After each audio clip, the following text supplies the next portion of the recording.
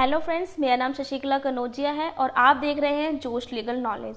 आज की इस वीडियो के अंदर हम टीपी का एक सेक्शन पढ़ेंगे जो सेक्शन काफ़ी ज़्यादा इंपॉर्टेंट है और एग्ज़ाम के पॉइंट ऑफ व्यू से या दैट डीजीएस में भी आता है, आरजेएस में भी आता है। ये क्वेश्चन तो आता ही है, या आप क्लैट एलएलएम की तैयारी कर रहे हैं उसके अंदर भी क्वेश्चन आने ही हैं।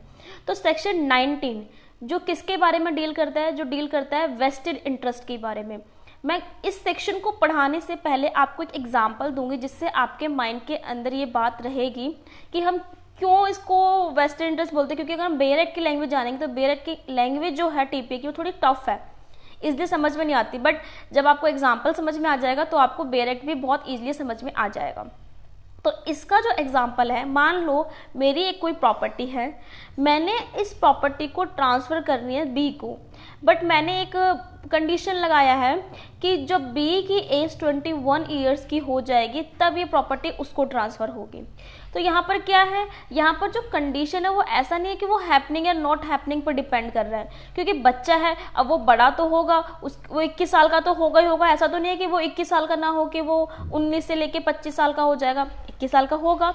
तो जो ऐसे हम जब कंडीशंस लगाते हैं किसी चीज़ पे, वो वेस्टेड इंटरेस्ट होता है।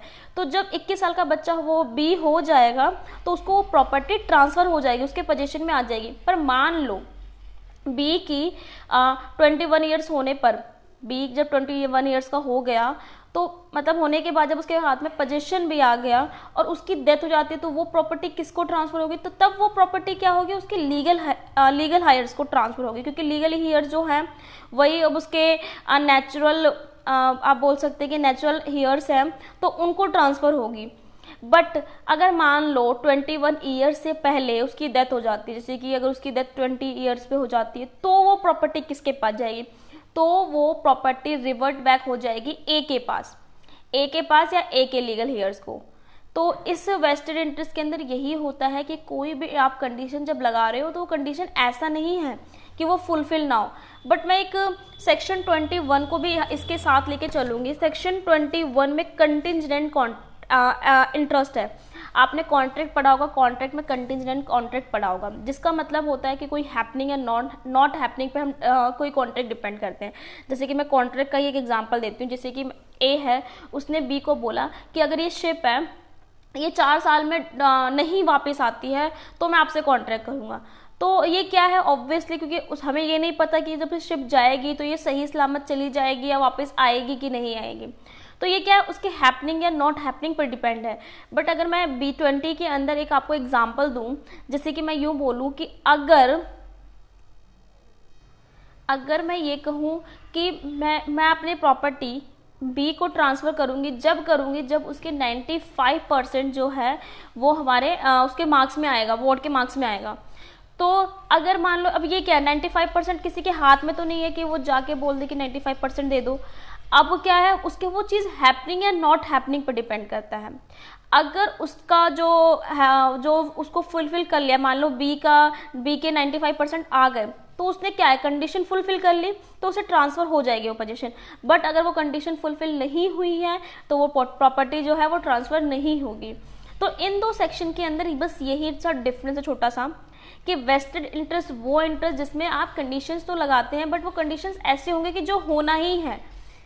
जैसे कि मैंने बोला कि मैं अपनी प्रॉपर्टी बी को दूंगी, बट बी के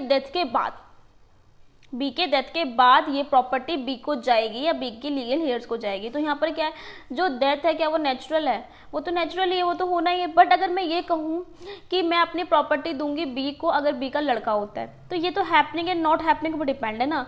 ये तो नहीं है कि उसके हाथ में नहीं है कि आज वो मतलब लड़का हो जाए या लड़की हो जाए। तो जो चीज़ नेचुरल होती है, अगर वो जो नेचुरल होती है उसमें अगर आप कोई ऐसा कंडीशंस लगाते हैं तो वो हमारा वेस्टेड इंटरेस्ट होता है। और कंटिंजेंट इंटरेस्ट वो होता है जिसके अंदर आप कंडीशंस ऐसी लगा रहे हैं जो हैपनिंग एंड नॉट हैपनिंग पर डिपेंड है। तो according to section 19 which deals with the vested interest, but according to section 21 which deals contingent interest. I hope आपको ये दोनों सेक्शन समझ में आ गया होगा। मैं नेक्स्ट वीडियो के अंदर इसको बिल्कुल डिटेल में लेके आऊँगी विद नोट्स, तो आप मेरी वीडियो के साथ बने रहें। अगर आपको किसी और भी सब्जेक्ट के नोट्स चाहिए या अगर आपको और भी किसी पर्टिकुलर सब्जेक्ट्स के ऊपर चाहिए वीडियोस, तो आप मुझे कमेंट करके बताइए कि आपको किस और किस और टॉपिक्स के ऊपर वीडियो चाहिए। आई होप आप सब अच्छे होंगे और अच्छे ही रहे। मेरी वीडियो को प्लीज़ लाइक करें, शेयर करें and also subscribe my YouTube channel जोश लीगल नॉलेज। Thank you.